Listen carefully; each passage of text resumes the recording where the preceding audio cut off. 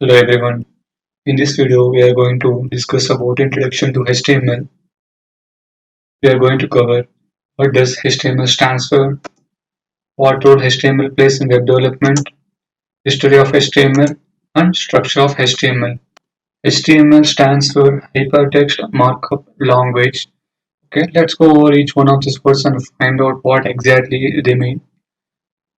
Well, hypertext is the text which contains links to other texts that basically points to entire web page.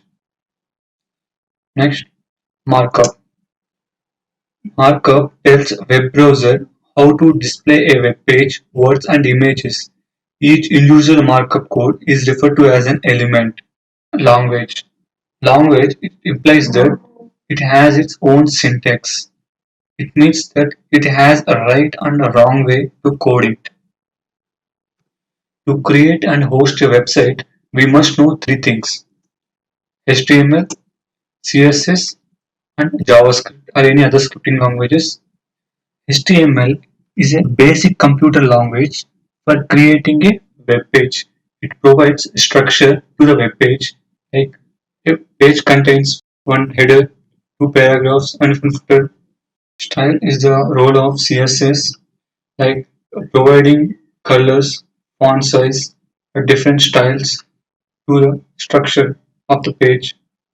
JavaScript is a big behavior. It adds functionality to the page.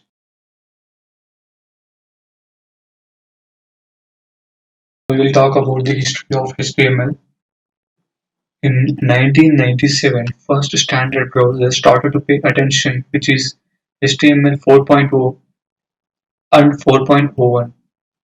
2000, W3C came up with another specification called XHTML 1.0, and that specification was based on XML. 2004, Wartwig HTML, it stands for Web Hypertext Application Technology Group. It's a bunch of browser vendors that got together. They have one central and one editor that makes the final decisions. And Wartwig and the W3C start to work together and produce in the end is HTML5. Okay.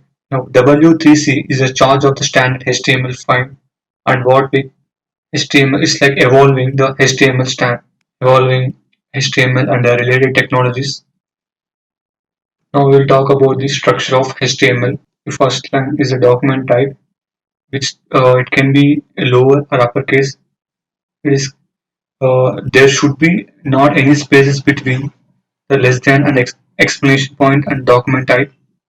Now the declaration is simple in HTML5. All it does is to tell the browser that it should go get ready to render HTML5. Now HTML tag indicates that this web page is written in HTML, and you can see the head tag. The head tag contains title, tag contains the web page title. We can also include the meta tags, and we have a body which contains the content of the web page. You can the whole content will be there in only body tag, and we are closing the HTML tag at the end of the web page.